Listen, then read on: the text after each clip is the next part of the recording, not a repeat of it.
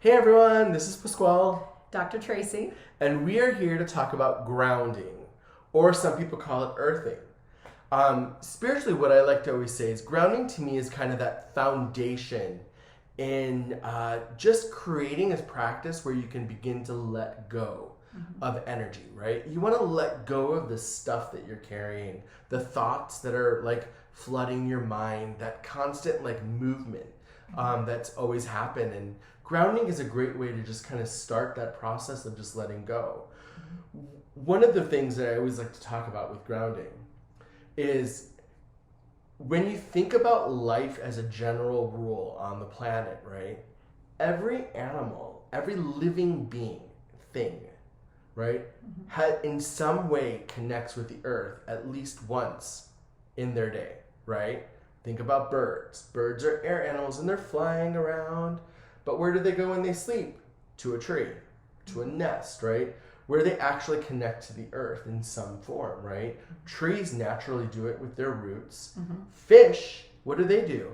They're always at the bottom, right next to the bottom where the earth is, right? It's a constant thing. It's a normal thing that all life does is we go back to Mother Earth and kind of just let go, right? Sleep in that safety of the earth.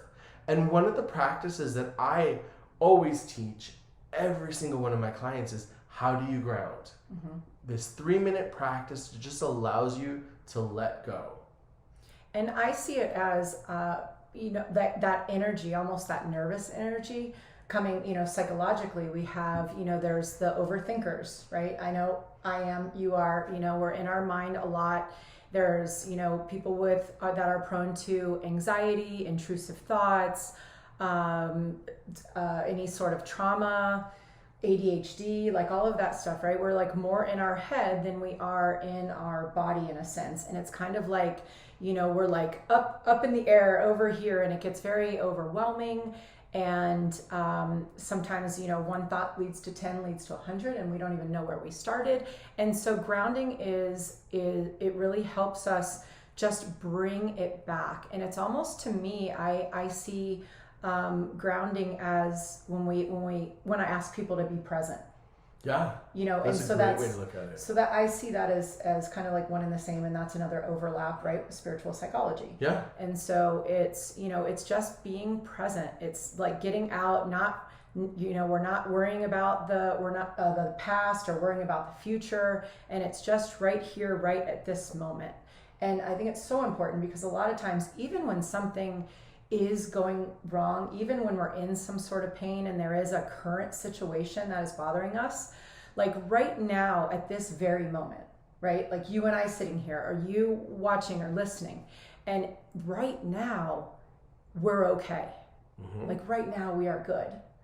Even if we're currently dealing with, something very sad or stressful, right now we're good. And that's what gives us like that sense of peace, so that we can then be able to think more clearly and problem solve. Because if we're trying to do that, if we're trying to problem solve or process in the moment of those heightened emotions and intrusive thoughts and all of this kind of stuff, and coming from a place of worry and fear, what is that problem solving going to look like?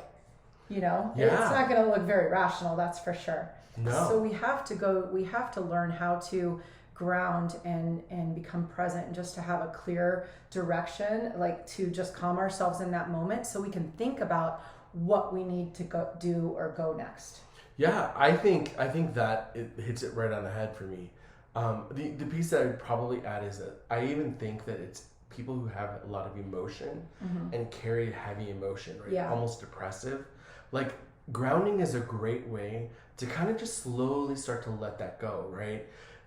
It's one of the things is like empaths, and I know this is a talk for later, but empaths, for me, grounding is a great way to kind of release the energy you're taking in, right? And that energy we're taking is really emotional energy. It's that energy of what we're carrying that is heavy, right? There's feelings behind it. And it just allows us that opportunity to say, you know what? I'm good right now, and I'm going to let that go. And I'm slowly going to start moving that away. Yeah, I love that.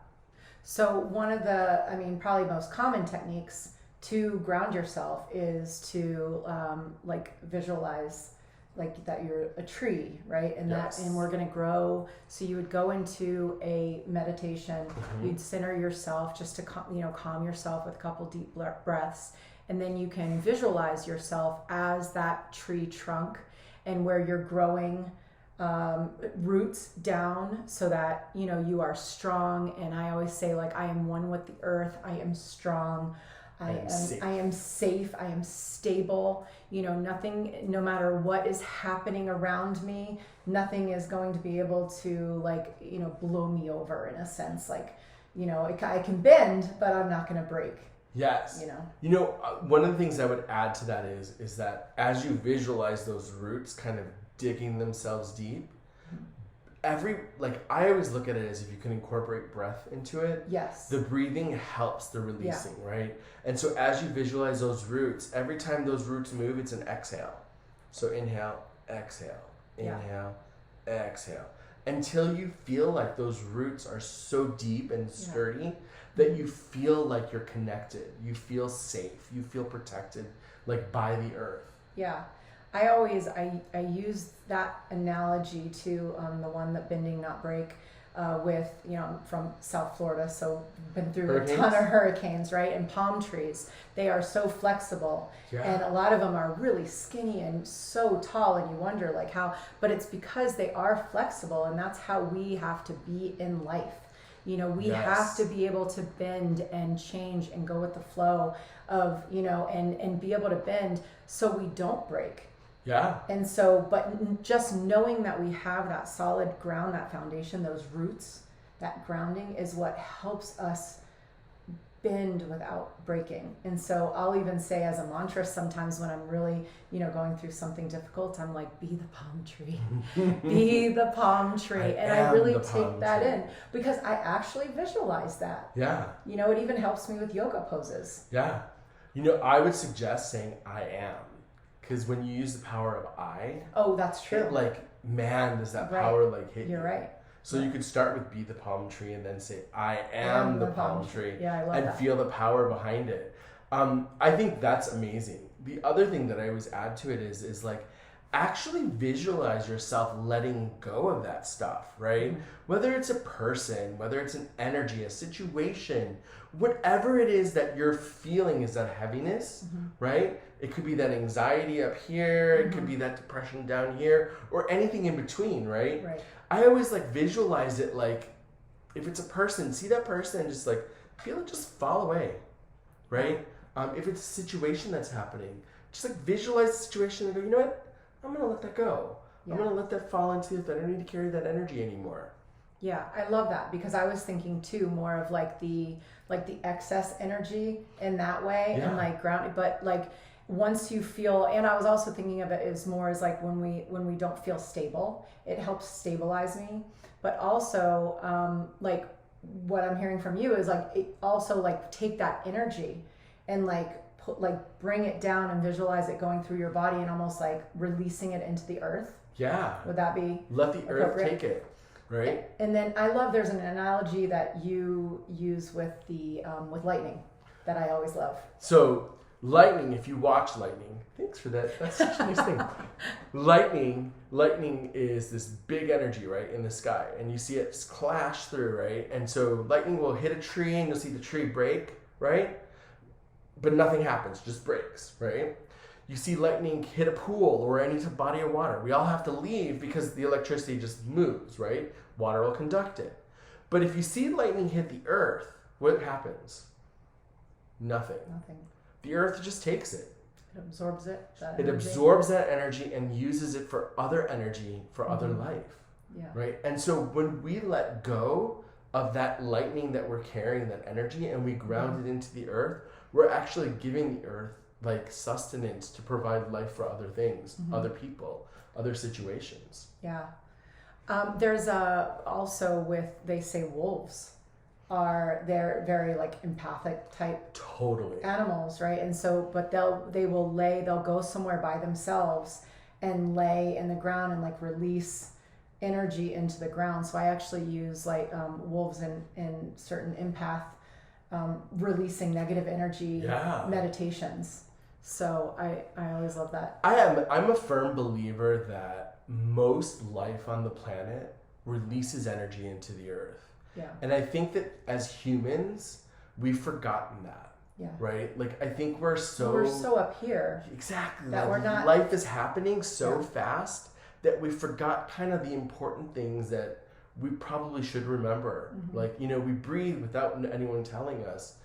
Right. Grounding is kind of the same, right? But we don't breathe correctly. Not all of us. Agreed. I will say I don't always breathe correctly either. So I'm in no way Well, most perfect. of us don't. That's why it has to be a very conscious, practice, effort to be able to do that in the way that we need to just keep like releasing and replenishing and continuing to have that space for more. Yeah, 100%. I think another thing that I always like to throw out is that grounding doesn't necessarily have to be where you're just sitting, right? You could actually ground and walk. Mm-hmm. You can do that as a regular routine, right? Mm-hmm. Just taking steps forward and visualizing yourself as you step. You notice how I couldn't even pronounce visualizing for a second? Yes. But taking steps and visualizing yourself, let go as you walk. Make it a very conscious release is a great way to ground without having to sit there with your eyes closed. Would grounding even be, how we do those exercises when you're like going like this or you're like jumping up and down? Would that be considered grounding also? A form of it, I would say yes, because you're releasing energy, right? Yeah. It's just when you're jumping up and down, you're not necessarily giving it out to the earth as much because you're not focusing it on going down consciously. Okay. But you are still releasing. I don't think it's a bad thing. I mean, I'll tell you, like with my kids, one of the things I always teach them is like before you go into the bed, make sure you're standing and then like lift your hands up high, and anything that's bothering you from the day, I want you to just go like this. And just feel yourself let it go, right? Mm-hmm. That's a form of grounding. And it takes 1 second for them to do it. My kids, they're super active. And so like I was like, just do that and then go into bed. But they sleep, right? Because they let go of that energy, that thing that's bothering them. Yeah, that's awesome. I also I think when I was going through a hard time, you had said like, you need to ground. That's usually the first thing you say to me when I'm like up in a emotional panic. It's the first thing he always says is, did you ground? And I'm like, no. I'll get right on that. But one of the more powerful methods for me is to like actually go outside, which you don't need to do this all the time, but if you really need it to make it more powerful, is to go outside, take off your shoes, have your bare feet like in the grass, in the dirt, and just move. Sometimes I'll even just with my hands, I'll just like feel the dirt, and then I do like a mindfulness practice where I'm really feeling the texture and the warmth or the coolness and things like that, and then I like kind of smell the just the nature, being outdoors, and just go through all your senses with that, and then but again also visualizing like the release into the earth. I love that. I actually do that anytime that I feel like I have an excess amount of energy. Yeah. And I will tell you, like, one of the things, you don't even just use your feet, right? You can use your hands. Mm-hmm. Walk over to a house plant. I've done snow angels in the dirt. Yeah. It all works. But anytime that you could take a minute and just, even your hands, putting them into the earth and just breathing out whatever you're holding on to, right? Letting go of that energy, instantly you'll feel better. One of the things that I do before I even start my spiritual practice, even before I meditate, is I always include a grounding in any meditation I do. And the whole purpose is like any of that energy that I might be feeling buzzing, I'm going to let that go first. Because I know that if I'm buzzing, I'm not able to focus. I'm not able to get into the moment. So I've got to let go of that buzz. Yeah, we need to do a talk on energy. Yes. Because I feel that I'm just now starting to feel that, like that buzz and things like that. So it's a big one. It's a big one. I mean, it's one of the things, like, I always ground between clients, and that's just by walking. Yeah. And people will be like, well, do you need a minute to like let go? I'm like, I've already done that. Like, it's my normal everything thing is I let go after every person just because I know I carry it. Yeah.